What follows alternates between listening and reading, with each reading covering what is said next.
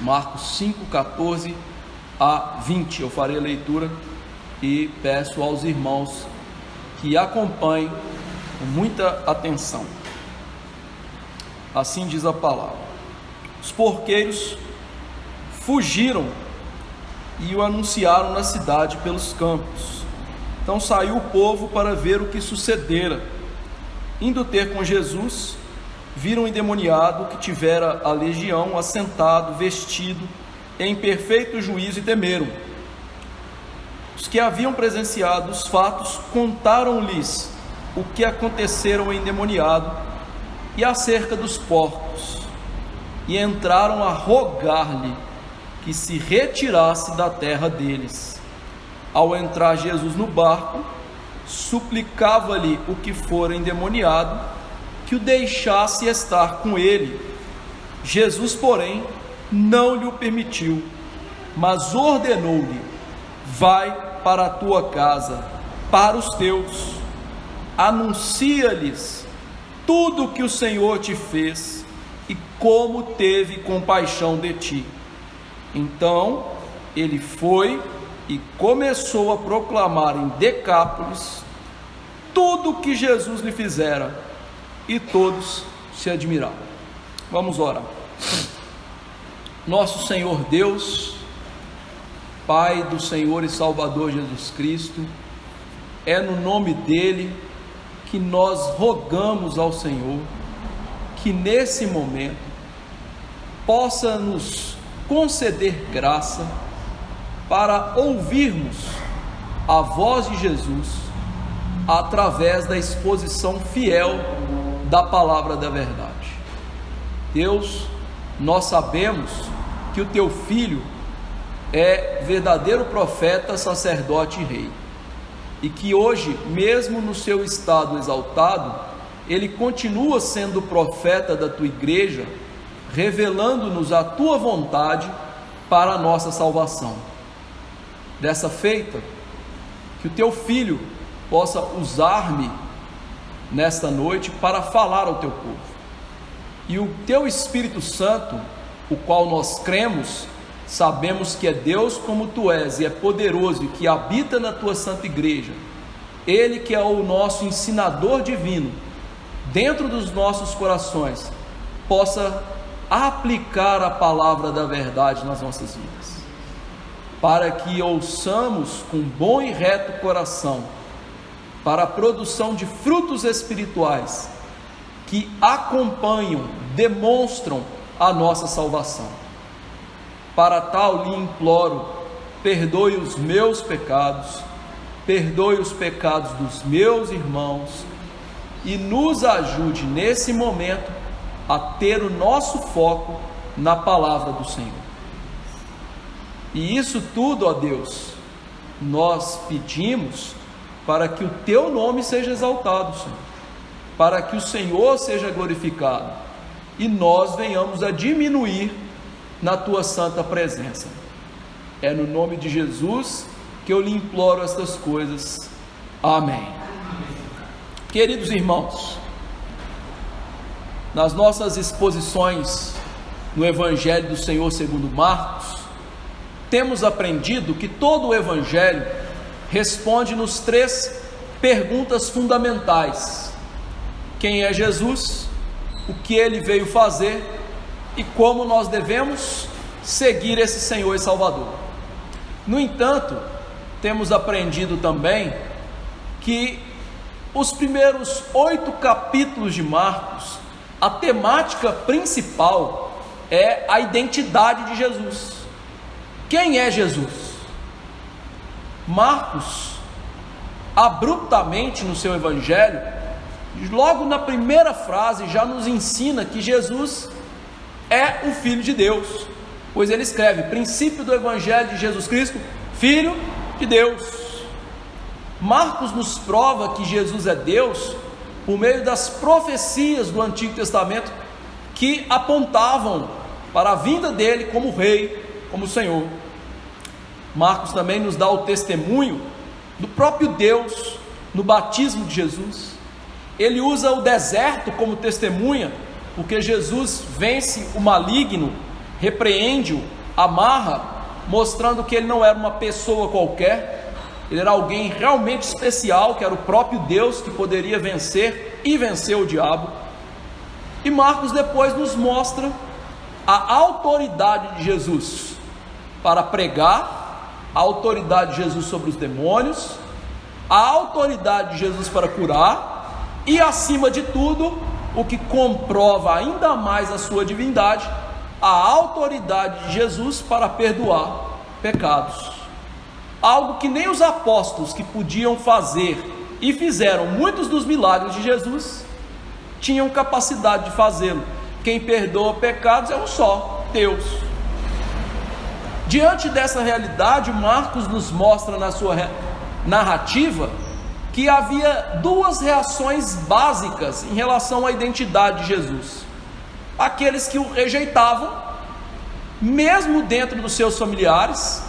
Vimos que os seus irmãos queriam prendê-lo, vimos que os fariseus o odiavam e queriam matá-lo por ter curado um homem de mão ressequida, e aquela multidão que seguia Jesus por causa de curas, de milagres, de sinais.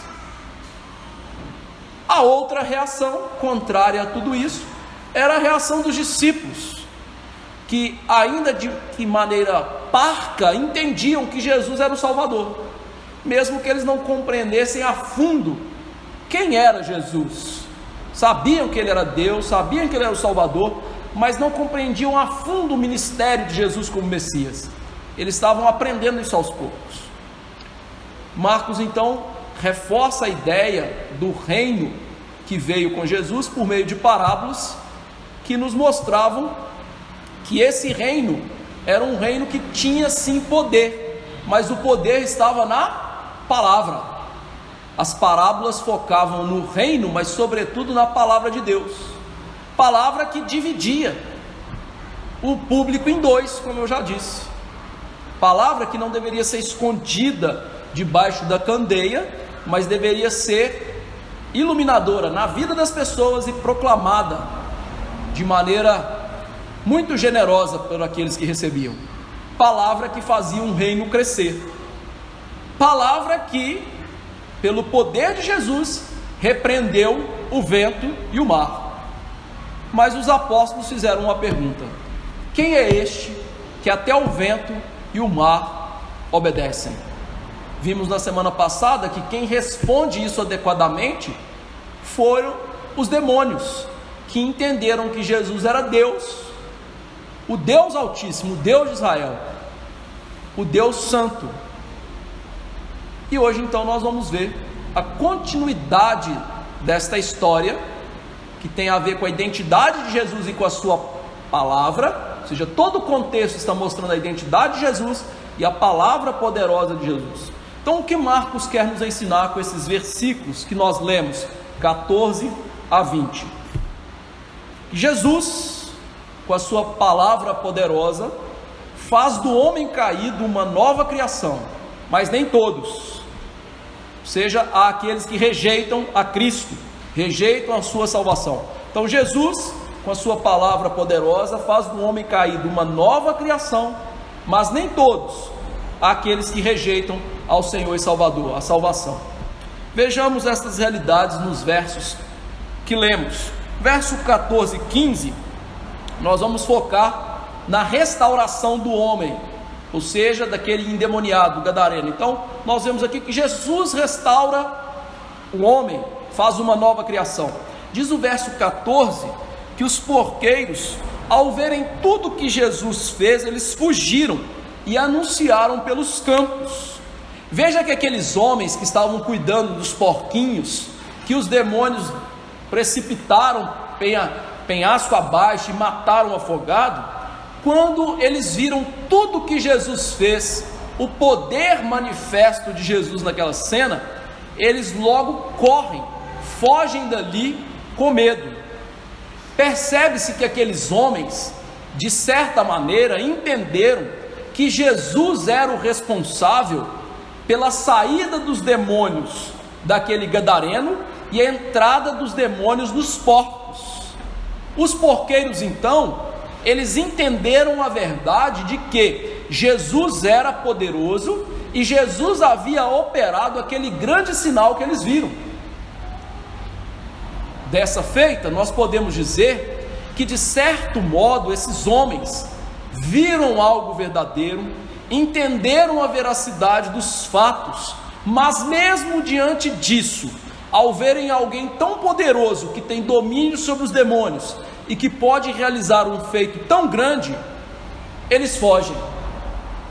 Depreende-se disso duas coisas. Em primeiro lugar, que eles são os típicos seres humanos pecadores. A Bíblia ensina que seres humanos pecadores, eles entendem logicamente a verdade de Deus, pois eles a veem, mas mesmo assim eles fazem questão de rejeitá-la. Lá em Romanos 1, Paulo vai tratar esta verdade em relação à revelação natural, óbvio, ou seja, Deus se revelando na natureza, mas se aplica no nosso contexto. Ele diz que a ira de Deus se revela do céu contra toda impiedade e perversão dos homens, que detêm, a palavra detém é suprimem a verdade pela injustiça, porquanto que de Deus se pode conhecer é manifesto entre eles, porque Deus lhes manifestou. Paulo mostra que claramente o problema do ser humano não é uma falta de conhecimento de Deus, ainda assim que ele precise da Bíblia para conhecer Deus salvificamente, mas de certa maneira, pela revelação da natureza, o ser humano conhece a Deus, ele vê as obras de Deus, ele sabe que Deus verdadeiramente existe e que tudo isso não poderia ser uma obra do acaso. Mas mesmo assim, diante desta realidade, porque ela consequentemente os levariam a ter um outro padrão de vida, eles pegam esta verdade, suprimem, escondem essa verdade para viver a mentira das suas vidas. Os porqueiros, eles são como esses homens naturais pecadores. Eles viram, ainda mais do que a revelação natural, eles viram o poder de Jesus.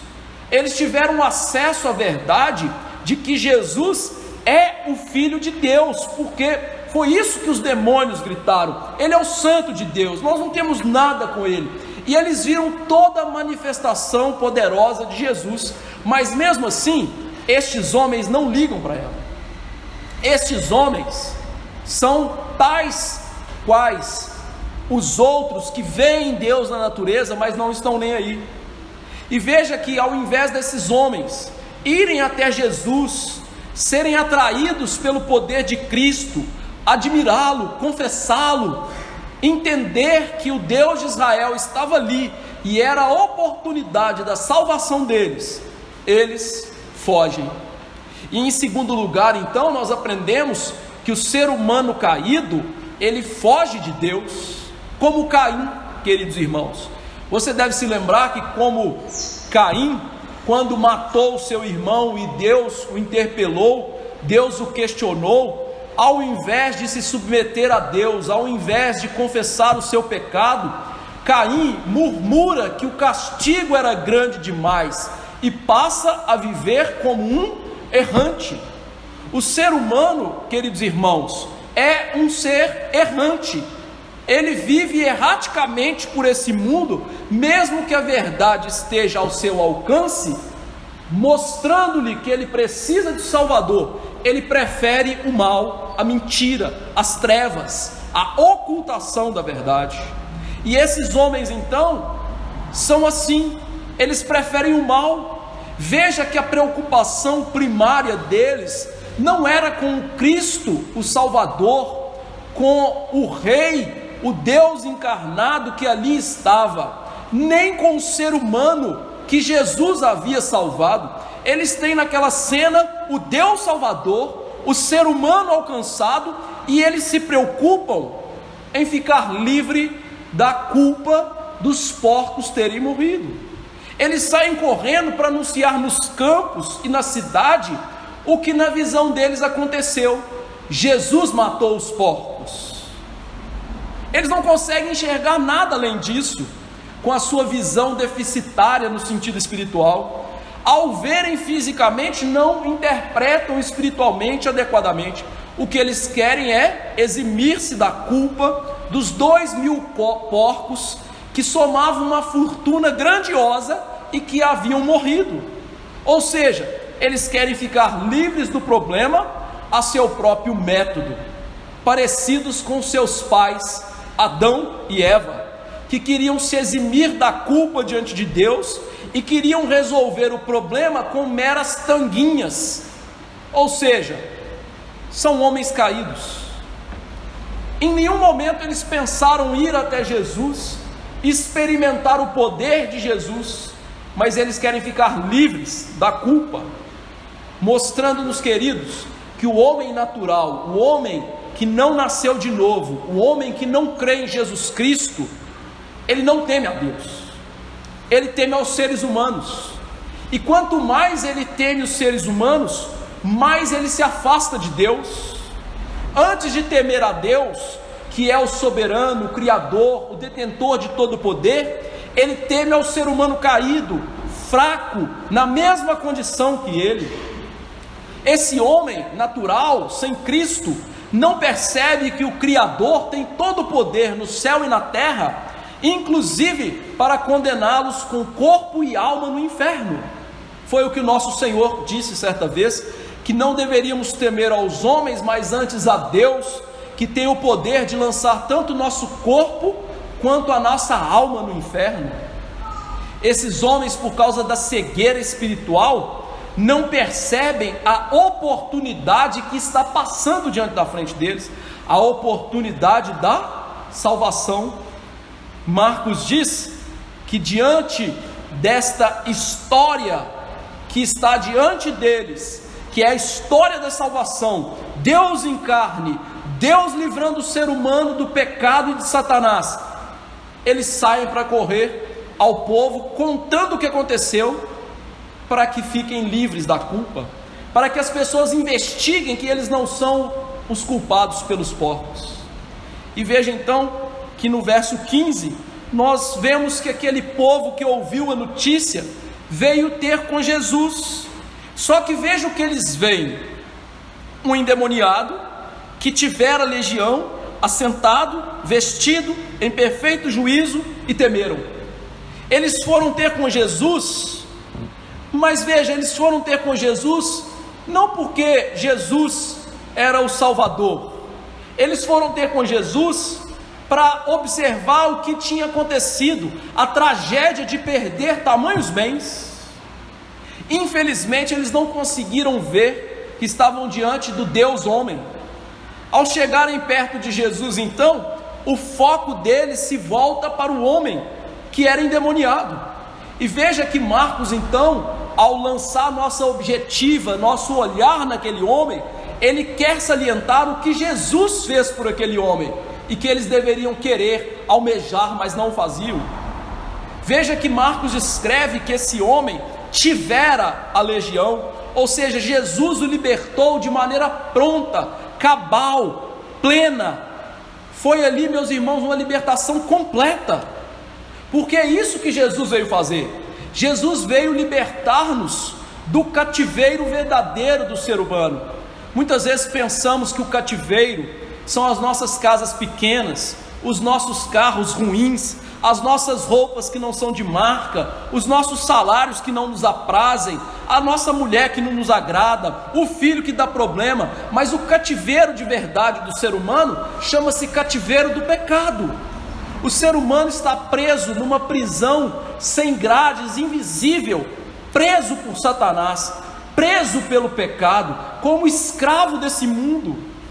E Marcos agora salienta que este homem está livre desse cativeiro, um cativeiro que ele esteve durante toda a sua vida, em que Jesus derrota o diabo, derrota a natureza caída dele com a sua palavra.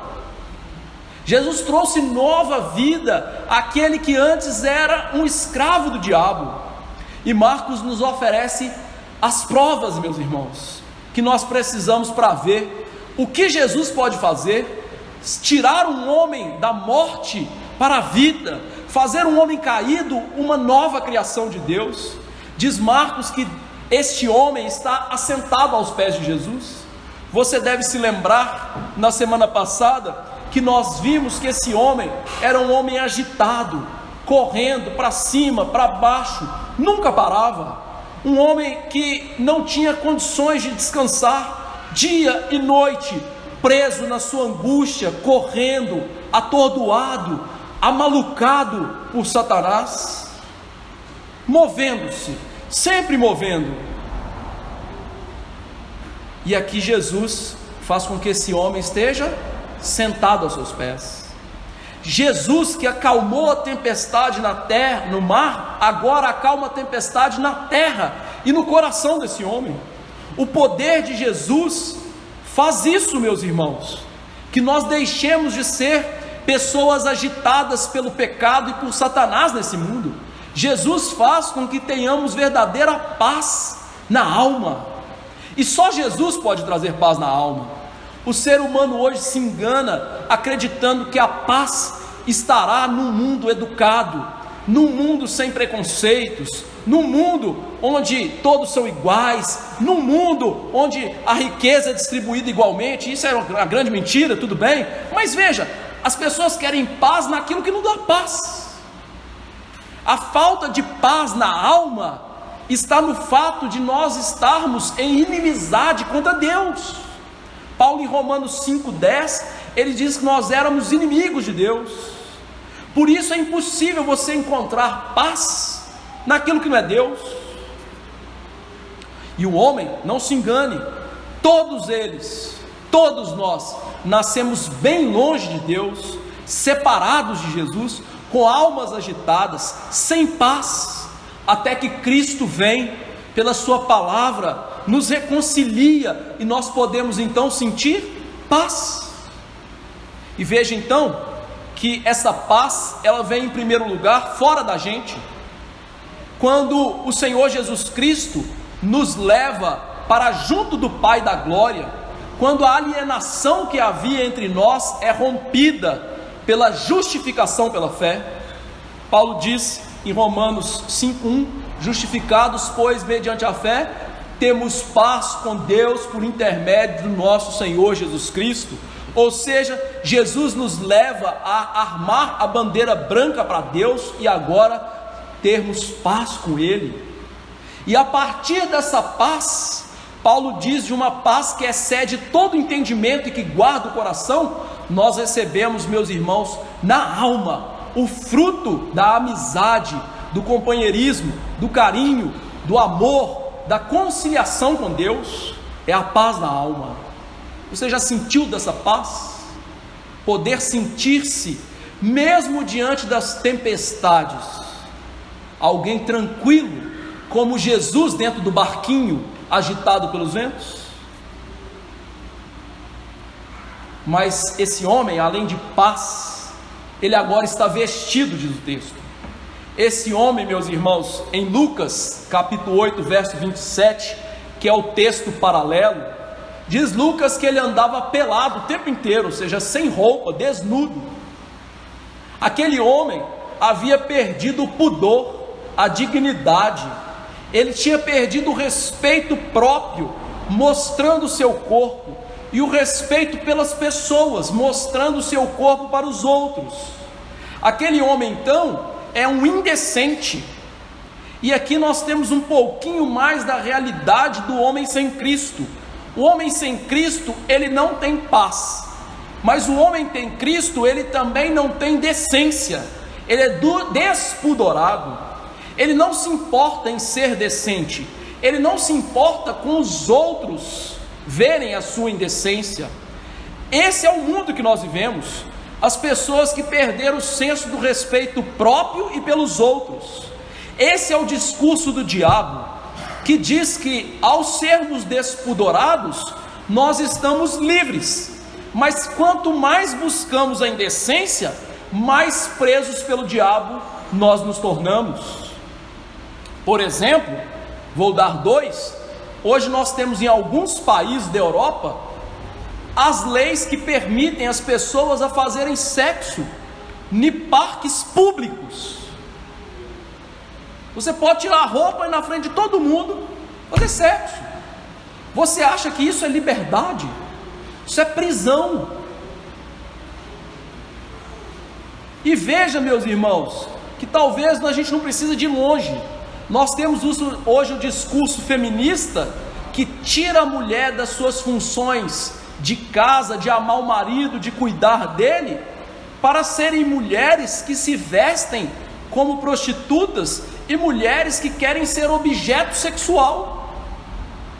Eu posso vestir do jeito que eu quiser, o que é bonito é para se mostrar, e ao parecerem livres, elas não percebem que mais presas pelo diabo elas estão. Esses são os valores do diabo, e que nós só podemos ficar livres disso pela ação de Jesus, que liberta, que transforma, como fez esse homem. Jesus transformou esse homem, e a primeira atitude dele, antes de se sentar, é vestir-se, cuidar do corpo, apresentar-se com dignidade, e isso é prova da sua conversão. A conversão sempre toca em pontos, meus irmãos, chaves na nossa vida, pontos que nós temos dificuldades, pontos que nós vivemos no pecado. Você deve se lembrar do pequeno Zaqueu, que amava o dinheiro, mas quando Jesus o salvou, ele logo quis abrir mão de metade dos seus bens, pagar aqueles que ele tinha roubado 4 vezes mais. Ou seja, isso é mostra de conversão. E nós temos aqui um homem que era despudorado e agora tem decência. Queridos irmãos, disso nós depreendemos que é impossível que você diga que você tem a verdadeira conversão se não há mudança no seu interior e, portanto, que se reflete no seu exterior. As pessoas não percebem a loucura. As mulheres, como eu disse, querem se dizer crentes, mas querem se vestir como as mulheres do mundo. Ora, isso é prova de não salvação. Não mudou a vida.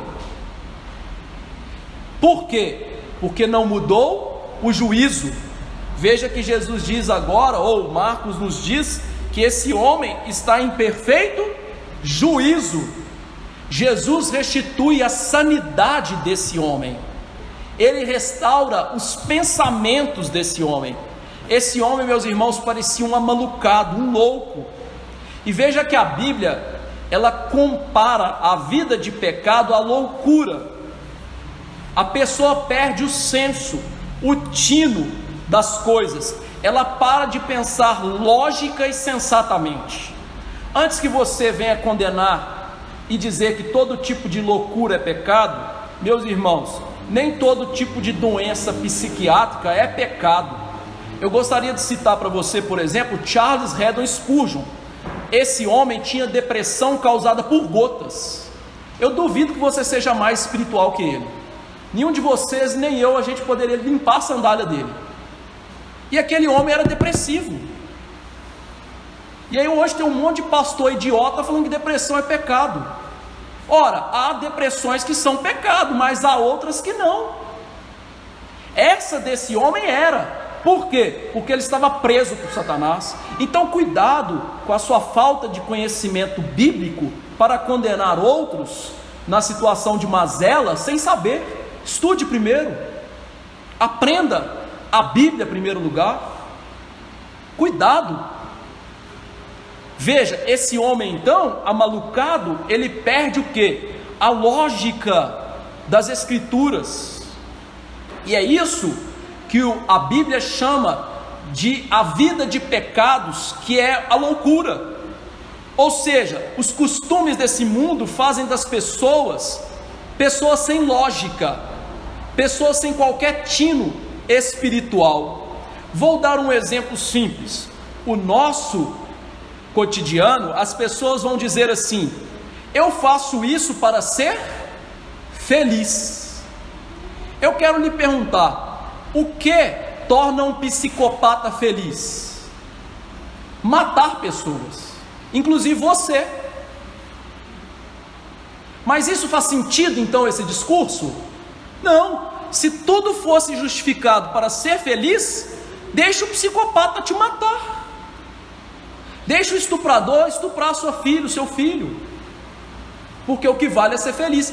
Isso é a loucura do pecado. As pessoas perdem a lógica de ver quão cegas elas estão. E veja então que o mundo movido por essa ideia de felicidade é o motivo para a gente viver, vive de maneira insensata e truculenta com as pessoas. Ou seja, nós passamos em cima das pessoas para sermos felizes. É por isso que muitos casamentos acabam. Essa pessoa não me faz feliz, então você a pressiona para lhe fazer feliz. Quando ela não lhe faz feliz, você a abandona. Nós nos tornamos violentos, nos tornamos truculentos em troca do nosso bem. Esse homem era esse tipo de pessoa truculenta, violenta, ilógica, mas o que Jesus fez com ele? O mudou, lhe deu novamente uma mente agora que não oferece mais perigo à família, à sociedade, nem a ele mesmo, porque ele se feria. Jesus deu a ele um perfeito juízo. Ele agora consegue julgar as coisas corretamente pela lógica de Cristo, da palavra. Ele não possui mais aquele comportamento errático. Agora ele tem um juízo verdadeiro, que é julgar as coisas não pelo padrão da natureza pecaminosa, mas pelo padrão de Jesus. Ou seja, o que Jesus fez com esse homem? Transformou de um homem caído numa nova criação de Deus. É isso que Cristo faz. E Jesus, meus irmãos, continua fazendo isso hoje, transformando monstros que somos nós, pecadores miseráveis, em santos, escravos de Satanás em homens livres, vasos de honra para Jesus. Tudo que nós vemos desse homem aqui é o que Jesus pode fazer na nossa vida pela poderosa palavra que ele tem. Transformar homens e mulheres caídos, pecadores, longe de Deus, em pessoas que são diferentes, novas, perto de Deus.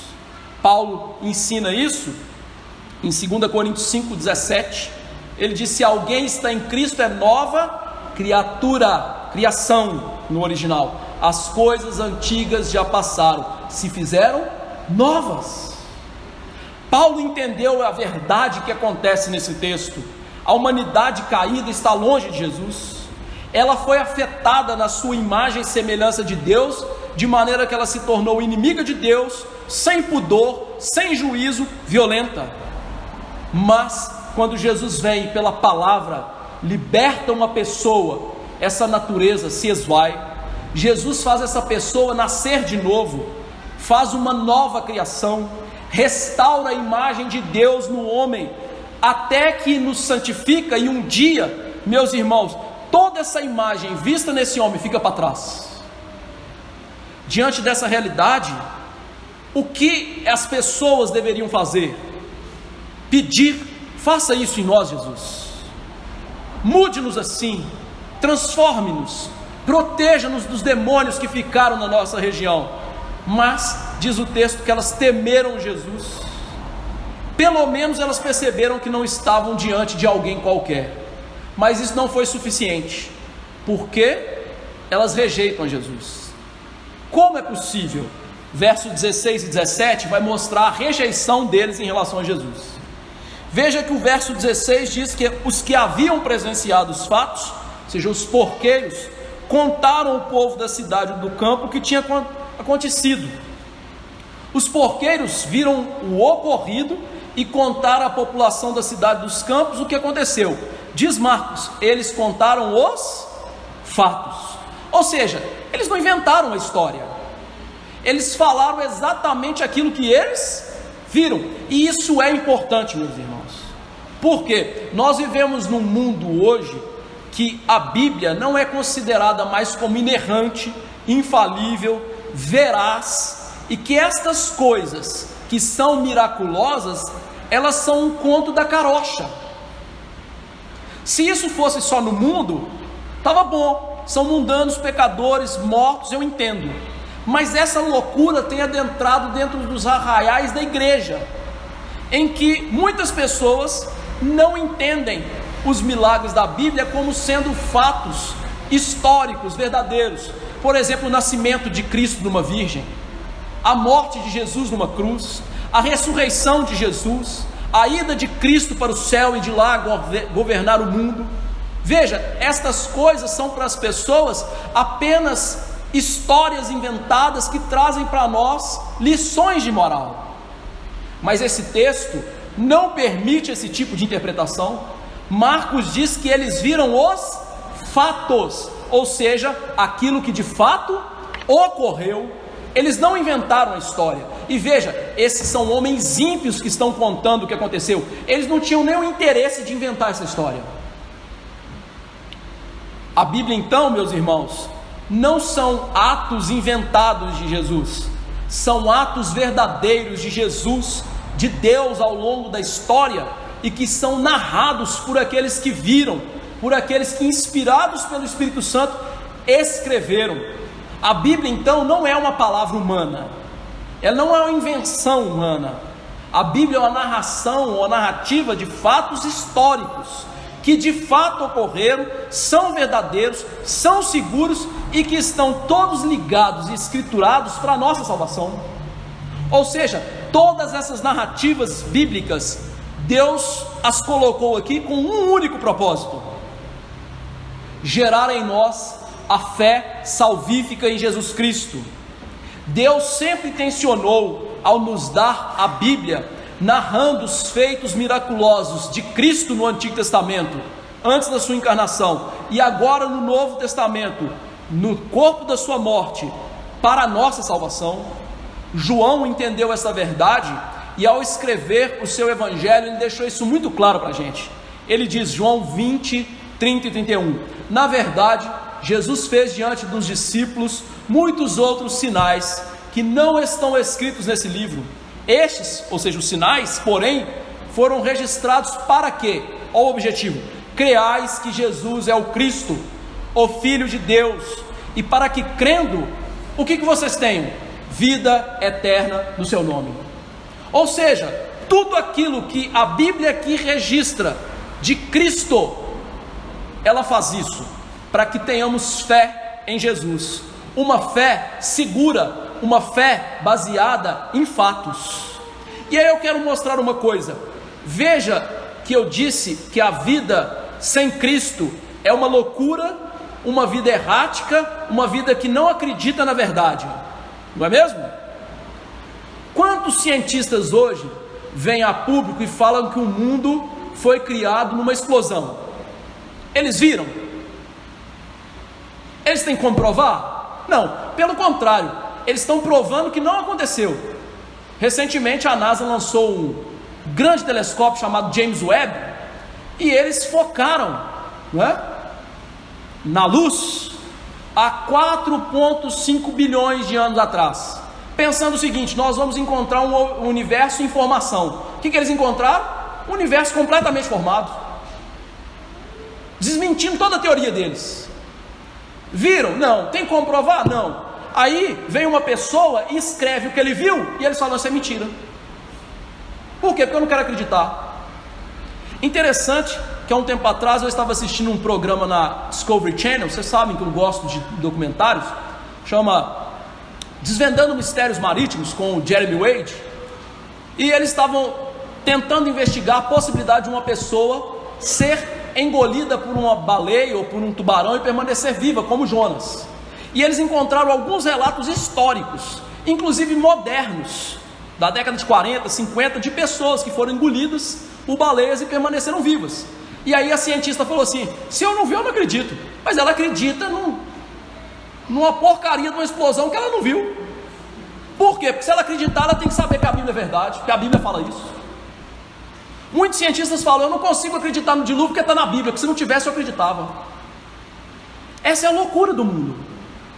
Esta é a loucura do mundo.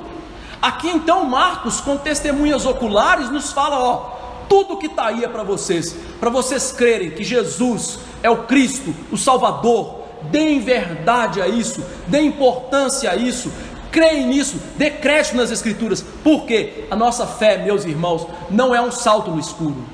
Salto no escuro é loucura. Fé é baseada em fatos. Fé é baseada em eventos reais, históricos, narrados, comprovados. Por isso que esse verso 16 está aí mostrando fatos reais. Mas veja que mesmo diante de fatos reais, não resolve o problema do ser humano, ele rejeita a Cristo. Veja que esses homens, no verso 17, diante dos fatos reais, que eles acabaram de comprovar, as provas cabais, o que eles fazem? Eles rogam que Cristo se retire deles. Ou seja, os homens daquela cidade, ao verem tudo o que tinha acontecido, eles tomam uma atitude, a mais lógica possível: Jesus vai embora daqui, vai embora. Veja que contraste, irmãos. O homem endemoniado, o homem que estava possesso de muitos demônios, ele vem correndo até Jesus e é salvo. Ou seja, totalmente improvável, não é? Mas as pessoas que vêm calmamente até Jesus, entre aspas, normalmente até Jesus, eles rejeitam e pedem a Jesus para ir embora. Por que isso acontece? Em primeiro lugar, aqueles homens da cidade que pedem Jesus para ir embora, mesmo não estando endemoniados, eles estão presos pelo mesmo diabo que prendia aquele homem. Não é preciso estar endemoniado para estar preso pelo diabo. A Bíblia mostra que o ser humano sem Jesus é um servo do pecado e um servo do diabo. Jesus disse isto para os maiores religiosos dos seus dias. Ele não está falando para a gente fora da igreja, ele está falando para a gente dentro da igreja. Ele diz lá em João 8,34: em verdade, vos digo, todo que comete pecado é escravo do pecado. Ou seja, todas aquelas pessoas que são religiosas, estão vivendo no pecado, são escravos do pecado.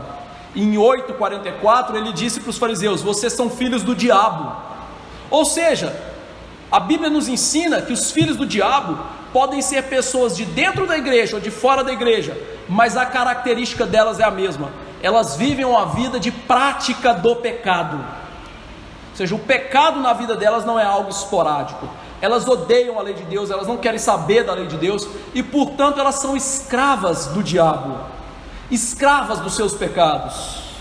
Então, estas pessoas, elas estão na mesma condição do endemoniado, mortas em pecado e longe de Deus. Então esse é o primeiro motivo por que eles rejeitam a Jesus. O segundo motivo por que eles rejeitam a Jesus é porque as pessoas que estão longe de Deus não podem aceitar as coisas de Deus. Eles julgam que as coisas de Deus são completamente loucas.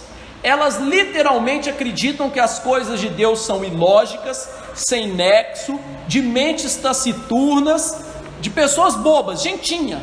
Quantas vezes os crentes são chamados de gentinha? De bobos, lavagem cerebral. A Bíblia mostra o contrário, mostra que a lavagem cerebral são dessas pessoas. O Paulo disse o seguinte: ora, o homem natural não aceita as coisas do Espírito de Deus, porque eles são loucuras. Eles não podem entendê-las, porque elas se discernem espiritualmente. Ou seja, todo homem que não tem o Espírito Santo nunca vai aceitar as coisas da Bíblia. São loucura, são bobagem. E aí veja, como é que esses homens veem toda aquela situação como loucura? A lógica deles é: um homem liberto à custa de 2.000 porcos. Ou seja, para eles, 2.000 porcos valem mais do que um ser humano. Parece o Greenpeace, né? Que quer salvar as baleias e mata os seres humanos dentro dos barcos. Igualzinho. Parabéns, são gênios do pecado, do mal. Percebe a loucura? Além disso, em terceiro lugar, eles expulsaram a Jesus, porque o que está atrás dessa preocupação com os porcos? O amor ao dinheiro. Nós estávamos conversando hoje à tarde sobre isso, e esses porcos valeriam hoje milhões de reais. Ou seja, aqueles homens, eles têm a cegueira materialista. O ser humano em pecados, meus irmãos, prefere o dinheiro, prefere as coisas materiais, carros, casas, viagens, do que Deus. Elas acham que amar a Deus é loucura, mas na verdade elas não percebem que o que estão fazendo é loucura, porque elas amam aquilo que acaba. Todas as coisas materiais serão destruídas, inclusive o corpo delas. Mas o homem pecador prefere essas coisas a Jesus. Eles preferem ter dinheiro aqui do que passar a eternidade com Jesus. O homem pecador prefere as coisas materiais ao seu semelhante. Quantas pessoas hoje matam por causa de R$1? Por causa de uma briga de trânsito que o carro bateu. Ou seja, esses homens aqui são como os homens modernos. Eles amavam mais os porcos do que o conterrâneo deles que Jesus libertou. E é muito comum nos nossos dias nós vermos esse tipo de coisa, e esse tipo de coisa descambando ao amor pelos animais. Quantas pessoas se dedicam muito mais aos animais do que ao ser humano? Quantas pessoas hoje gastam milhares de reais por ano em pet shopping, né, em casamento para cachorro, em aniversário para cachorro, em hotelzinho para cachorro, e tem às vezes uma pessoa na família ou na igreja passando dificuldade e não ajuda? Ou seja, elas estão dizendo, para nós o pet vale mais do que o ser humano. Loucura. Em quarto lugar, o ser humano pecador ama mais a sua vida de pecados do que a sua alma e a salvação da sua alma. Jesus mostra nas suas escrituras que aquele que deseja salvação tem que perder a sua vida, negar a si mesmo. Jesus escreveu o discipulado: aquele que ama a sua vida, perdê-la-á. Então quem ama essa vida de pecados é quem está perdendo a vida eterna. Quem ama essa vida de pecados é louco de preferir o pecado do que a salvação da sua alma. Eles preferem uma vida cheia de coisas erradas e desobediência a Deus do que abrir mão dessas coisas para ir para o céu com Jesus. Para essas pessoas, a vida curta delas na terra vale mais do que a eternidade. Vou fazer um simples exercício de comparação. O que é maior? 80 anos nessa vida ou uma eternidade? Você vê a loucura de preocupar-se com 80 anos nessa vida? Com tudo isso em vista, essas pessoas de Gadara, Jesus vai embora. E é interessante que Marcos usa a palavra rogar, que comumente é usado na Bíblia para oração. Ou seja, aqueles homens estão suplicando: Jesus, saia daqui, vai embora. Por quê? Porque, meus irmãos, não se engane, toda pessoa que está indo para o inferno, ainda que inconscientemente, ela vai para o inferno porque ela quer. Ela pede para Deus me deixar em paz, como esses homens fizeram. E olha, Lucas fala que foi toda a circunvizinhança dos gerazenos que falou: Jesus, vai embora, nós estamos com medo do Senhor. E Jesus, meus irmãos, nós aprendemos aqui que Jesus não constrange ninguém para a salvação. Jesus não forçou: eu vou ficar aqui porque eu mando. Sem qualquer questionamento, Jesus entra no barco para deixar essa região. Por quê? Jesus não força a salvação de ninguém. Ainda que a doutrina reformada ensine que a graça de Deus na nossa vida, portanto a salvação, seja irresistível, Deus não nos força. Deus muda a nossa natureza para que não resistamos à salvação.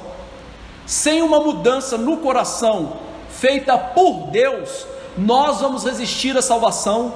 Nós não aproximamos de Jesus. Aqueles que são salvos e desejam a salvação, assim o fazem. Por quê? Porque Deus foi lá e fez uma cirurgia cardíaca e espiritual, tirou o coração malvado, tirou o coração de pedra, endurecido pelo pecado, o coração ilógico, violento, despudorado, presunçoso, e Ele muda, nos dando uma nova vontade, uma nova maneira de pensar, como fez com esse homem, para que consideremos as coisas espirituais as mais importantes na vida. E todo aquele que vai a Cristo para ser salvo, vai porque quer, mas quer porque Deus o mudou, Deus o levou a Cristo. Nós lemos isso na nossa liturgia. Jesus disse categoricamente: ninguém pode vir a mim se o Pai que me enviou não o trouxer. Ou seja, nós só vamos até Jesus para a salvação se o Pai mudar o nosso coração, nos dar uma nova vontade, uma nova maneira de pensar, novos sentimentos santos, ou seja, fizer uma mudança de coração, tal como foi feito com o gadareno, mas que não foi feito em todos aqueles homens. E quando Deus faz isso, o que nós apresentamos? Verso 18 a 20, uma nova vida. A vida passa a ser diferente. Veja que o verso 18 diz que ao entrar Jesus no barco, suplicava-lhe o que for endemoniado que deixasse estar com ele. É muito interessante Jesus entrar no barco para ir embora. Ele foi naquele lugar, meus irmãos, para salvar uma vida. Olha que coisa bonita. A missão dele agora estava concluída. Jesus, na soberania dele como Deus, ele sabia que ele tinha ido lá para salvar uma vida e que os outros iriam rejeitá-lo. E Jesus então enfrenta o mar tempestuoso.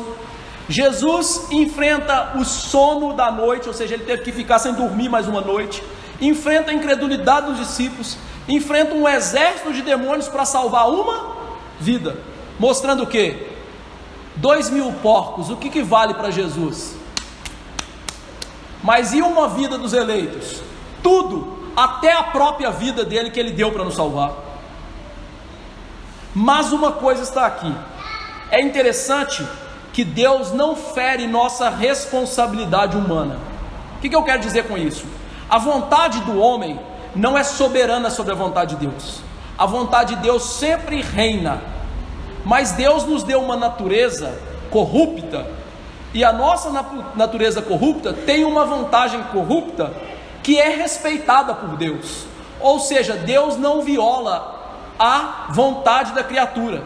Ele governa e usa a vontade da criatura para os seus planos, mas ele não a viola.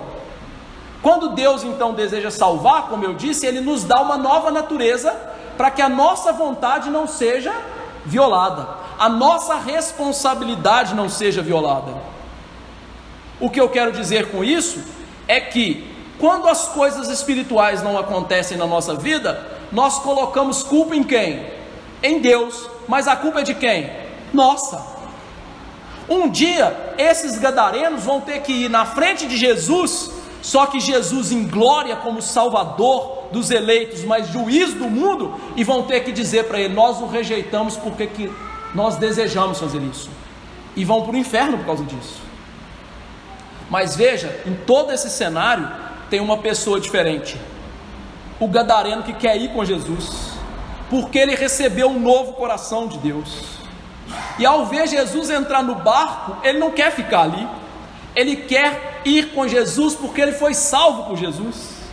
Isso mostra a nova vida desse homem, ou seja, a nova vida num ser humano faz com que ele deseje estar com Jesus, que ele deseje seguir a Jesus. A nova vida implantada no ser humano, essa nova natureza, essa nova criação que eu estou dizendo, faz com que nós desejemos a Cristo, que nós ansiemos a comunhão com Ele, em leitura da palavra, em oração, faz com que os seus ensinamentos, mesmo que contrariem os nossos princípios e vontades, sejam preciosos para nós. Por isso que esse homem quer acompanhar Jesus, porque ele passou a amar Jesus. Esse homem está disposto a deixar sua terra natal, sua família, tudo aquilo que ele tinha ali, para estar com Jesus. Você vê a nova vida? Isso é a nova vida. É a vida em que nós vemos Jesus como aquilo mais precioso nesse mundo. O crente, aquele que é salvo, ele entende que Jesus é a única fonte de paz, de gozo, de salvação, de segurança. Ele não coloca a sua segurança no dinheiro, na família, nas pessoas, no cônjuge, nos filhos, no emprego. Ele entende que Jesus é tudo na sua vida. Esse homem é um novo homem, porque ele quer Jesus, ele quer seguir Jesus. E meus irmãos, o pouco que ele viu, ele já entendeu que a vida com Jesus não é fácil. Por quê? Ele acabou de ver o Jesus que lhe salvou ser rejeitado por milhares de pessoas. Uma região inteira rejeita Jesus. Ele acabou de ver que as pessoas que estavam ao seu redor amavam mais as coisas do mundo, como os porcos e a vidinha pecaminosa deles, do que Jesus. Ou seja, com um pouquinho entendimento ele já percebeu: a vida com Jesus não é um mar de rosas, é um mar revoltoso de rejeição. Ou seja, seguir a Jesus significa ser rejeitado, seguir a Jesus significa ser perseguido, seguir a Jesus significa ser diferente e, portanto, sofrer as consequências de ser diferente. Chegue no meio dos seus amigos que lhe conheciam e que vão lhe chamar para ficar bêbado no boteco e fala assim: agora eu não posso fazer mais isso, porque eu amo a Jesus. Eles vão fazer o quê? Caçoar. Deixe chegar um namorado antigo ou uma namorada antiga que você praticava sexo antes do casamento, falar assim: agora vamos nos deitar novamente. Se não posso, eu amo a Jesus. O que vai acontecer com você? Deixe um adolescente que tem Jesus chegar na sua fase adulta virgem. O que vai acontecer com ele quando ele falar no meio dos amiguinhos: eu sou virgem? Eles vão caçoá-lo. Mas essas pessoas são aquelas que entendem que estar com Jesus é a melhor coisa, ser de Jesus, ser como Jesus é a melhor coisa. E esse homem, ele quer isso, estar com Jesus. Ao contrário de todos os outros, ele está disposto a perder a sua própria vida, a renunciar tudo por Jesus. E ele então é o crente verdadeiro, que ama mais a Jesus do que a si mesmo, está disposto a abrir mão das suas coisas, dos seus interesses, por Jesus, porque Jesus é mais precioso para ele do que todo o resto. Essa é a vida nova, e a vida nova diz aí que é marcada pela súplica. Esse homem roga a Jesus: eu quero estar com o Senhor. Esse homem está rogando a Jesus. Antes ele estava gritando, antes ele estava berrando, antes ele estava assustando pessoas, mas agora ele está rogando a Jesus, humildemente rogando a Jesus. Por quê? Ele é submisso a Jesus. Nova vida vem com submissão a Jesus. Se você diz-se crente, mas não se submete a Jesus em tudo na sua vida, e veja, eu não estou dizendo ser perfeito, porque é impossível sermos perfeitos, mas se você não submete todas as suas áreas da sua vida a Jesus, é porque você não é crente. Se você fala assim: ó, aqui Jesus, aqui o Senhor não manda, do jeito que eu gasto dinheiro o Senhor não manda, do jeito que eu bebo o Senhor não manda, do jeito que eu olho para as mulheres na rua o Senhor não manda, do jeito que eu faço o meu emprego lá, roubando, dando calote nos outros, o Senhor não manda. Se você tem alguma área da sua vida que você não se submete a Jesus, para arrepender-se, deixar e orando, você não é crente. Ser crente é se submeter em tudo a Jesus, não é em partes, é em tudo, e viver em dependência, em rogo a Jesus. Ou seja, a oração é a mostra da dependência, porque a oração faz com que nos submetamos à vontade de Deus. Esse homem está submisso. O que ele deseja? Estar com Cristo. Por quê? Cristo é tudo para ele. Mas o que acontece? Verso 19: Jesus, porém, não permitiu, mas mandou: vai para a tua casa, para os teus, anuncia-lhes tudo o que o Senhor te fez e como teve compaixão de ti. Jesus não permitiu que esse homem fosse fisicamente com ele. Olha que coisa, meus irmãos, nós vemos aqui a soberania de Jesus. Jesus não permitiu. Veja, essa palavra ela é usada no contexto para mostrar o poder de Jesus sobre os demônios. Jesus permitiu os demônios entrarem nos porcos, Jesus não o permitiu. Significa o quê? Jesus é soberano porque ele é Deus. Ou seja, o texto está mostrando que Jesus era soberano sobre toda a situação. Os demônios eram submissos a Jesus. A população de Gadara tinha que rogar, ser submissa a Jesus. O homem salvo tinha que ser submisso a Jesus. Por quê? Porque Jesus é Deus. Ou seja, o texto está mostrando a autoridade de Jesus. É a autoridade máxima naquela situação. E veja que Jesus tinha acabado de ser autoridade lá no mar, acabando com a tempestade. Ou seja, Marcos está descrevendo para nós Jesus como aquele que merece respeito e adoração, porque Ele é o Senhor dos céus e da terra, do mar e da terra, é o Senhor de todas as coisas.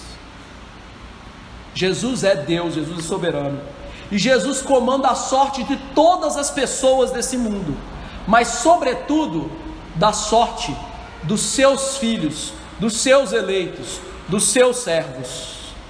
Mas, meus irmãos, eu queria destacar uma coisa muito interessante.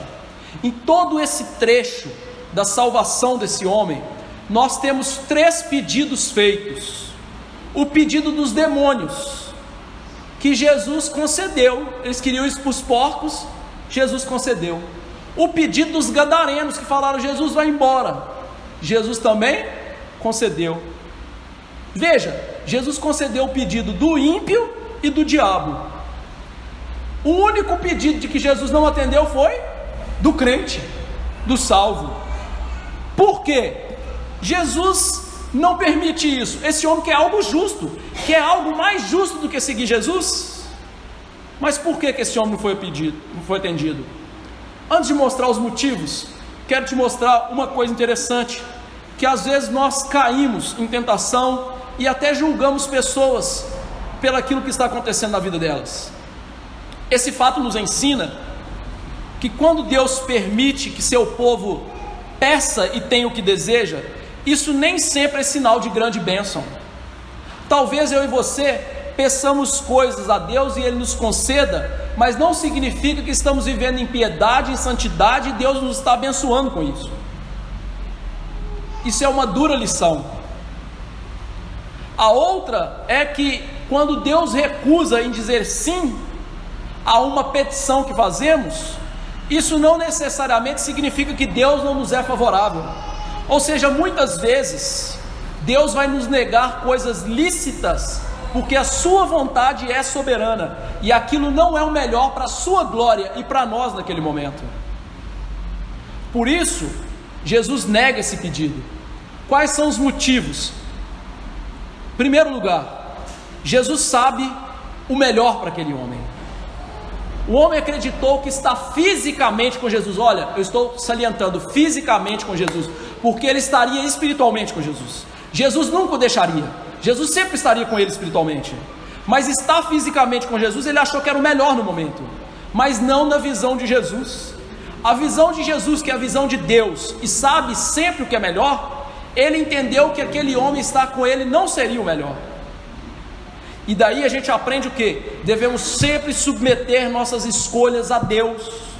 Meus irmãos, nós não sabemos o que é melhor para nós, porque ainda que nós recebamos um coração novo de Deus, ainda há o resquício do pecado que quer nos enganar. E muitas vezes quem está falando no nosso coração não é a palavra de Deus, é o pecado, nos levando a querer coisas que não são boas para nós, mesmo que sejam lícitas. Mesmo que sejam lícitas, olha, mas não é boa para nós. O importante que esse homem está aprendendo é estar de acordo com a vontade de Jesus para a vida dele. Deus quer que nós aprendamos qual que é a vontade dele para a nossa vida em todas as coisas, e nós só podemos fazer isso por meio da palavra. Eu me lembrei de Paulo, que certa vez ele foi abalado por essa questão quando ele estava preso, e ele escreveu aos Filipenses, e ele entendia que estar com Jesus era infinitamente melhor, mas ele entendeu que o melhor para ele era estar preso e pregando sobre Jesus. Isso era o que mais glorificaria a Deus. Paulo no céu não glorificaria tanto a Deus como Paulo na terra pregando sobre Jesus. Ou seja, ele aprendeu que a vontade de Deus para a nossa vida é o melhor, e nós precisamos nos submeter à vontade de Deus e não à nossa. E nós só podemos nos submeter à vontade de Deus pela palavra de Deus, pelo Espírito Santo mudando o nosso coração. Em segundo lugar, aquele homem deveria aprender que a família precisa ser o nosso primeiro campo missionário. A família daquele homem sabia como ninguém o que tinha acontecido, e que agora podia atestar a profunda mudança, a salvação, o que Jesus fez. Jesus então revela para esse homem que o testemunho precisa começar na própria casa. O nosso primeiro campo missionário é a nossa casa. A nossa família precisa ver a transformação que Deus faz nos nossos corações. O que Deus fez por nós precisa sempre ser contado aos outros, mas em primeiro lugar, no lar, na nossa casa.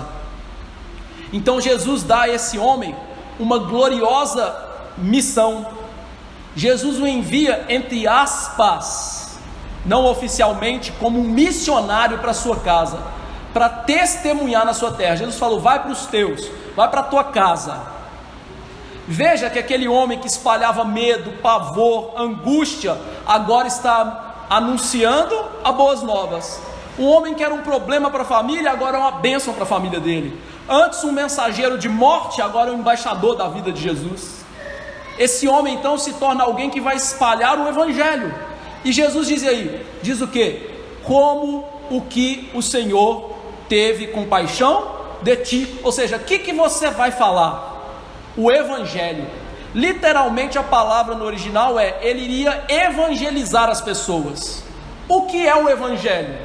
O evangelho se refere a Deus, diz o Senhor. Essa palavra Senhor é a palavra usada no grego para Deus. E o evangelho então se refere ao Deus soberano e o que o Deus soberano fez por nós, que Jesus diz como teve compaixão ou teve misericórdia de ti. Então Jesus mandou ele pregar o evangelho. O que é o evangelho? É Deus salvar pessoas que merecem ir para o inferno sem elas merecerem. Isso é o evangelho. O verdadeiro evangelho diz que nós somos salvos por Deus, sem nenhuma obra, sem nenhum merecimento. Foi isso que Paulo disse: estando vós mortos dos vossos delitos e pecados, ele vos deu vida juntamente com Cristo, pela graça sois salvos. Juntamente com Jesus nos ressuscitou e nos fez assentar nos lugares celestiais, para mostrar nos séculos vindouros a suprema riqueza da sua graça em bondade para conosco em Cristo, porque pelas graças sois salvos mediante a fé. Isso não vem de vós, isso é dom de Deus, pois somos feitura dele, criados em Cristo Jesus para as boas obras, as quais Deus preparou de antemão para que andássemos nelas. O evangelho é anunciar que Jesus é Deus e Jesus nos salva sem que mereçamos, que Jesus tira pessoas da morte para a vida, e é isso que Cristo faz. Esse homem agora então vai falar do quê? Da graça de Jesus, da misericórdia de Jesus, e foi isso que ele fez. O verso 20 diz que ele começou a proclamar em Decápolis. O homem obedeceu prontamente a Jesus. E veja que, em vez de murmurar, reclamar, falar assim: não, senhor, o senhor não sabe o que é melhor para mim, não, deixa eu ir com o senhor, eu quero entrar no barco, tem um lugar. Não, ele prontamente obedeceu a Jesus. Ele mostra agora boas obras, que não são para a nossa salvação, mas são uma mostra da nossa salvação. Tão logo Jesus mudou o coração dele, ele obedece sem questionar. Obediência verdadeira. Ou seja, esse homem entendeu que nós somos salvos para viver a vida que Jesus quer para nós, não a que nós queremos para nós. E ele então anuncia o conteúdo da mensagem. Diz aí que ele anuncia o que Jesus fez por ele. Veja, no verso anterior Jesus disse: anuncia o que o Senhor fez por ti. Esse homem está anunciando o que Jesus fez por ele. Se a palavra Senhor indica Deus, e ele fala o que Jesus fez por ele, significa que esse homem entendeu que Jesus é Deus. Que Deus? O verdadeiro Deus de Israel. Você deve se lembrar que os demônios, ao verem Jesus, clamaram: Filho do Deus Altíssimo. Essa expressão Deus Altíssimo era um título dos gentios, e eles estão numa região gentílica. Os gentios usavam para o Deus de Israel. Esse homem entende então que Jesus é o Deus de Israel, e que o Deus de Israel salva pessoas em Israel, nos gentios, e a obra dele é nos salvar. E veja, meus irmãos, que a obediência desse homem, ainda que não seja perfeita, é uma obediência grandiosa, porque diz que ao invés de só ir na casa dele, como Jesus havia dito, ele também vai em 10 cidades, Decápolis, pregando a palavra de Deus, se tornando o primeiro missionário de Jesus entre os gentios. Ou seja, esse homem está tão ansioso para falar de Jesus, que em vez de pregar só entre os seus parentes, ele vai pregar em 10 cidades, porque ele quer que as pessoas saibam quem é Jesus, e o poder da palavra de Jesus, o que ela pode fazer conosco. E diante disso, Marcos diz que as pessoas se maravilhavam. Por quê? Porque salvação tira toda a glória do homem. Salvação faz com que a glória seja toda de Deus. O verdadeiro anúncio da palavra nunca traz glória para o pastor, para o missionário, para o presbítero, para quem quer que seja. Sempre traz glória para Deus. Mas como viver esse texto, pastor? Em primeiro lugar, eu e você precisamos aprender que é o Senhor Jesus quem sabe o que é melhor para o seu povo. Qual é a correta posição para estarmos na nossa vida como crentes? Jesus, ao não atender o pedido desse homem, mostrou que, por mais estranho que possa parecer à primeira vista, o Senhor tinha algo mais nobre para ele, que ele deveria fazer, uma outra tarefa. Cristo, pela sua sabedoria, mostrou que havia uma maneira maior de glorificar a Deus, que era ir para a sua casa e falar de Jesus para aquelas pessoas. Ou seja, na sabedoria de Cristo, aquele homem aprendeu que nós temos que entender que Jesus sabe o que é melhor para a nossa vida. Jesus sabe quais são os melhores lugares para a gente estar, quais são as melhores posições da vida para estarmos. E Jesus nos mostra, meus irmãos, que querer estar em muitos lugares, em muitas posições da vida, sociais, econômicas, não são boas coisas para nós. Por isso a gente tem que aprender o que Jesus quer para nós. Você já viu hoje que tem uma moda de todo mundo querer ser médico e advogado? Tem gente que não consegue ver sangue, quer ser médico. Ou seja, a pessoa está querendo ir para um lugar que Jesus não quer que ela vá. Não aprendeu com Jesus. Em segundo lugar, Jesus quer que aprendamos que o próprio lar do crente merece o primeiro lugar na nossa foco de atenção. Nós somos instruídos mediante as palavras de Jesus: vai para a tua casa, para os teus. É muito provável que os parentes daquele homem, durante algum tempo, alguns anos, não o tivessem visto sem estar debaixo do poder de Satanás. E é muito provável que eles o tratassem como morto e como causa de ansiedade, tristeza e apreensão. Mas agora Jesus o coloca na senda do dever para quê? Para ir para os seus, para glorificar a Deus no meio dos seus. Ou seja, que ele fosse para os seus parentes e lá mostrar o favor de Jesus, o que Jesus pode fazer. Ou seja, Jesus quer que nós nos tornemos testemunhas vivas da compaixão dele perante os olhos de todos, mas sobretudo da nossa família, mesmo que seja preciso negar muitas coisas, como ele, que negou a presença física de Jesus para ser útil para os seus semelhantes. Olha que coisa. Vai primeiro para os teus, meu filho. Em terceiro lugar, aprendamos que o lar, acima de todos os outros lugares, é onde os filhos de Deus devem investir os seus primeiros esforços na prática do bem.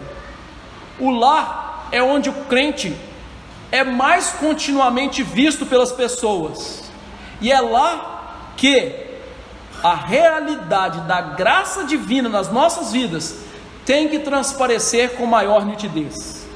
É no lar que os mais excelentes afetos nossos devem se concentrar. É ali que o crente tem que concentrar em primeiro lugar para ser uma testemunha de Cristo. É no lar que o crente, antes de ser crente, fazia o mal todo dia. Agora é o lugar que ele tem que fazer o bem todos os dias.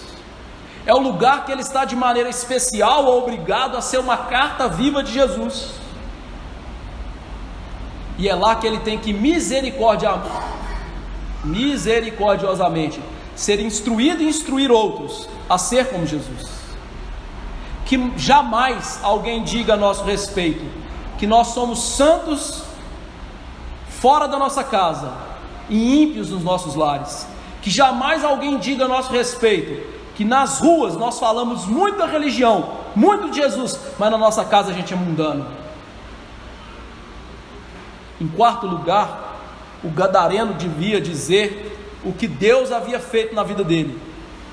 Afinal de contas, você tem alguma coisa para contar que Deus fez na sua vida? Você pode testificar da graça de Deus no seu coração? Você já experimentou de verdade ser livre do pecado e do diabo e obedecer a Jesus de verdade? Essas perguntas são sérias. Se você ainda não nasceu de novo, se você ainda não foi feito nova criatura, você não tem nada para contar. Você só pode dizer aos outros que você está indo para o inferno longe de Jesus. Então peça a Deus que lhe salve, para que você possa dizer a outros a respeito de Jesus. E então não se silencie. Se você já encontrou a paz, leve a paz aos seus conhecidos, amigos, familiares, vizinhos, de acordo com a oportunidade que Deus lhe der. Fale para as pessoas o quanto o Senhor tem feito bem a sua alma. Porque nem todos somos chamados para pregar. Eu sim. Mas todos somos chamados para evangelizar e andar nas pegadas desse homem e da mulher samaritana.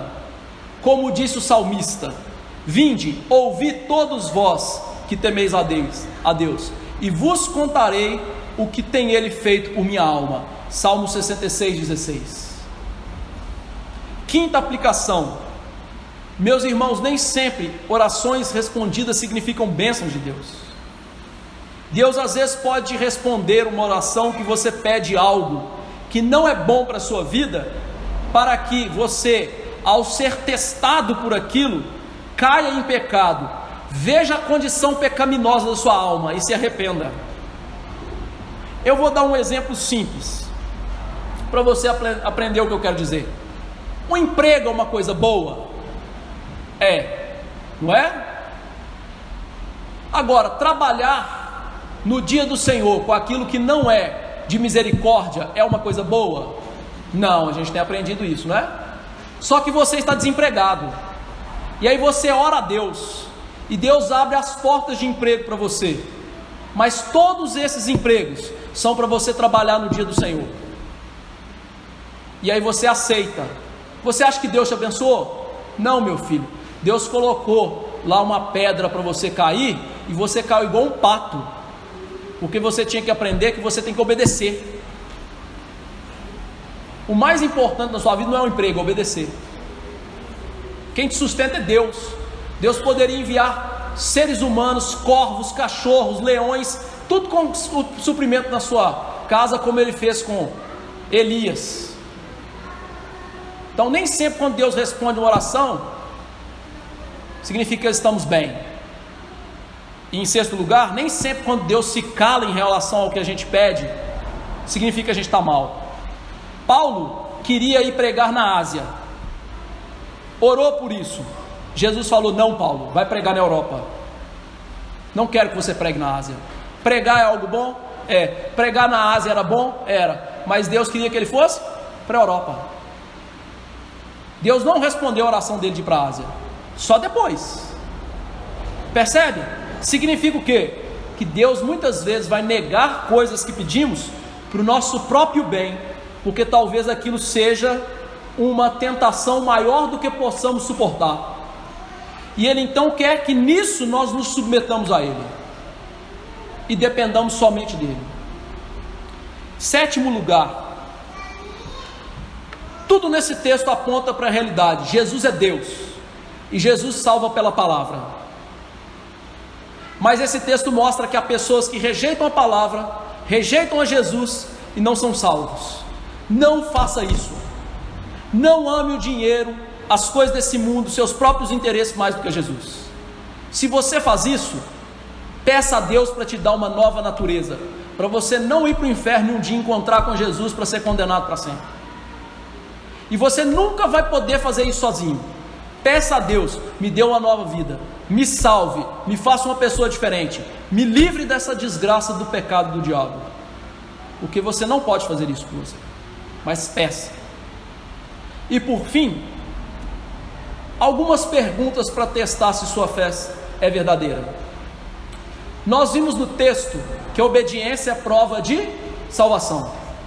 Pergunta: você tem obedecido a Deus irrestritamente? Irrestritamente. Se não, o que isso diz sobre você? Segundo lugar, você tem medo do poder de Jesus mudar sua vida, como esses homens? Se tem, o que esse medo diz sobre você?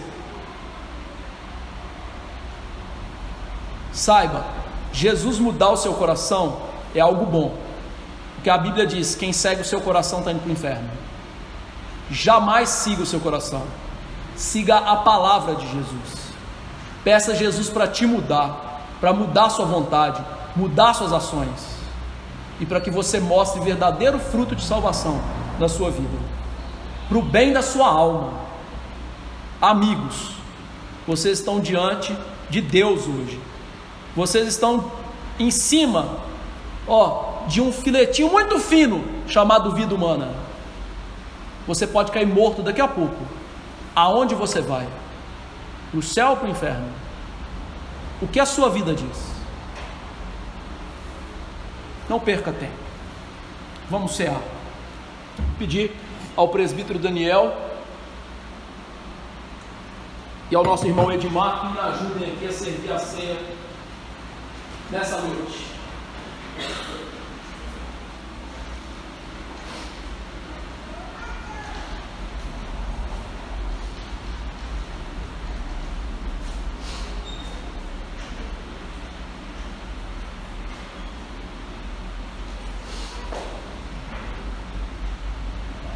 Edmar está trazendo algo para a gente ali, para higienizarmos.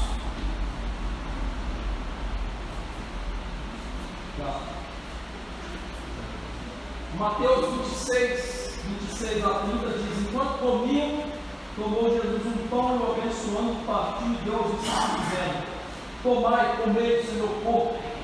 A seguir tomou um cálice, tendo dado graças, e deu aos discípulos, dizendo: bebei dele todos, porque esse é meu sangue, o sangue da nova aliança, derramado em favor de muitos. Olha o texto: para a remissão dos pecados.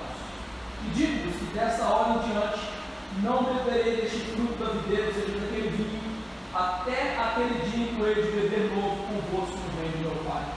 Tendo cantado vinho, saiu para o monte das oliveiras. Queridos irmãos, Jesus deu a Santa Ceia como uma amostra do sacrifício dele para salvar o seu povo. Veja, não diz todos, em favor de muitos. Os eleitos, na somatória dos anos, serão muitos. Em cada geração, poucos. Poucos vão acertar o caminho da geração, mas ao longo dos anos, muitos. Mas não todos. Como disse J.C. Ryle, na cruz, um ladrão foi salvo para que nós soubéssemos que Jesus é o Salvador e não nos desesperemos. Mas o outro, para que também entendamos, nós precisamos de Jesus e não neguemos. Só um foi salvo. Aqui nós aprendemos como somos salvos. O sacrifício de Jesus. Você não é salvo pelo que você faz. Você é salvo pelo que Jesus fez. Morreu, tendo seu corpo trucidado e o seu sangue vertido. Apontando então para que ele seja o Cordeiro de Deus que tira o pecado do mundo. Ou seja, lá no Antigo Testamento, a Páscoa apontava para aquele que viria nos salvar de verdade, pagar de verdade a dívida dos nossos pecados. E agora Jesus fala: sou eu, está aqui. A lembrança disso. E não só a lembrança, a realidade espiritual. Porque todos nós que aprendemos isso, pela união que nós temos com Jesus, do Gadareno. Nós vamos nos alimentar disso pela fé. Ou seja, que nós somos unidos a Jesus na sua morte, para ficarmos livres do pecado. Somos unidos a Jesus na sua ressurreição, para vivermos uma nova vida para Jesus. Então essa ceia é um alimento espiritual precioso para as nossas almas. Quem pode tomá-la? Só aqueles que são membros de uma igreja verdadeiramente cristã, genuinamente evangélica, aquelas que creem no verdadeiro evangelho, que é Deus quem salva por meio de Jesus. Só esses. O homem é pecador, ele não pode se salvar, Deus salva por meio da fé em Jesus. Só esses podem participar. E mesmo sendo membros, saiba de uma coisa: você e eu, nós não somos vivos. A mesa de Jesus é a mesa do rei. Nós somos mendigos espirituais. Nós somos como aquele cego, filho de Timeu, Bartimeu, que gritava: Senhor, filho de Davi, tem compaixão de mim. E é isso que nós vamos clamar agora: Senhor, tem compaixão de mim. Me ajuda. Porque se tomar um orgulho no coração, com pecado não confessado, vai tomar juízo. Então não tome juízo para a sua vida. E por fim, ao contrário do que algumas igrejas apóstolas, portanto sinagogas de Satanás dizem, esses elementos aqui não se tornam o corpo e o sangue de Jesus corretamente. Ou seja, eles não são o corpo e o sangue de Jesus. Eles são elementos que Deus vai usar pela nossa fé, pela ação do Espírito, para sermos alimentados. Porque senão Jesus ia ser canibal, né? Ou ensinar canibalismo, que é pecado. Então veja, nós somos alimentados na alma, pela fé. Vamos orar então? Senhor Deus Todo-Poderoso, me agradeço por esse momento tão maravilhoso da ceia, Senhor. Um momento singular na vida da tua igreja, que nos aponta para o Cordeiro Pascal que tira o pecado do mundo. Jesus, teu Filho, que se fez carne, habitou entre nós, morreu naquela cruz, ressuscitou o terceiro dia e está à tua destra, nesse momento orando por nós, porque nós não sabemos o que é melhor, nós somos pecadores. E que o Senhor escute a oração do teu Filho do nosso bem, derramando sobre nós nesse momento graça, que é melhor para a vida, derramando interesse por Jesus, desejo por Ele, amor por Ele, e perdão de pecados. Ah, Deus, perdoa-nos, porque somos pecadores miseráveis, e nos permita tomar agora a vida espiritual, meu Deus. Há muitos que dormem, há muitos que estão sendo julgados por profanarem esta mesa. Não permita que façamos isso, porque somos pecadores como eles. Nos ajude. E Deus, tira esses elementos dos comuns, no uso espiritual, que agora eles serão usados para a Santa Ceia. Nem antes e depois há valor neles. E mesmo agora o valor deles não é implícito, é atribuído pela tua graça e pelo teu Espírito. E nós nos usemos agora para o nosso bem, para a alimentação das nossas almas. Eu te imploro em nome de Jesus. Amém. Na noite em que nosso Senhor foi traído, Ele tomou o pão, deu graças e partiu e disse: é meu corpo, é dado por vós. Fazer isso em memória de mim. Queridos irmãos, aqueles que forem tomar, se colocam de pé para serem distinguidos entre os nossos irmãos do Senhor.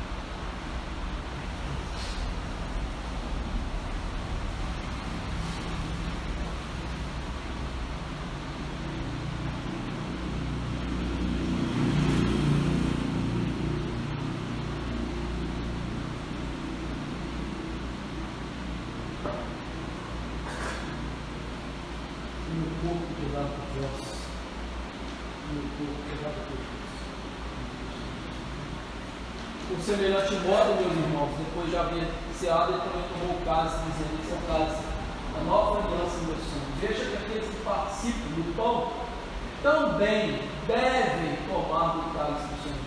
Nós não só tomamos o pão, mas também do vinho do Senhor. Então vamos fazer em memória do nosso Senhor e Salvador Jesus Cristo.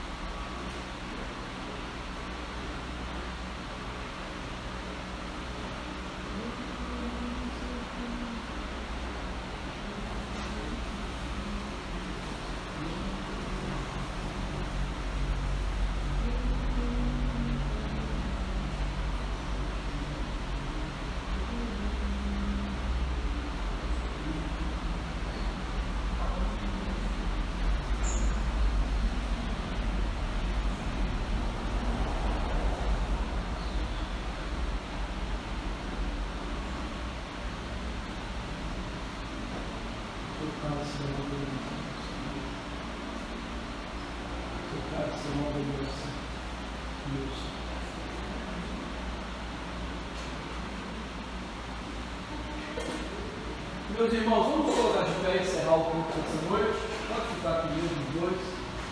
Vamos orar e depois declararei a bênção. Senhor, lhe agradecemos pela palavra, que ela nos alimente. Que o Senhor nos leve, ó Deus, a ter uma fé verdadeira, singela e operosa, submissa como desse homem. Uma fé que ama Jesus acima de tudo e está disposto a viver para Jesus e falar para Jesus para outros. Abençoe para que a tua igreja seja novamente trazida a essa fé verdadeira por meio da palavra da verdade.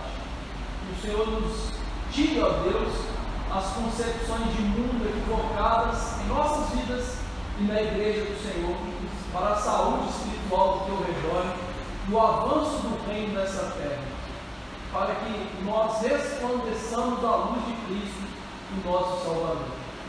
Ó Deus, escuta-me, eu lhe imploro, mas faça a tua vontade.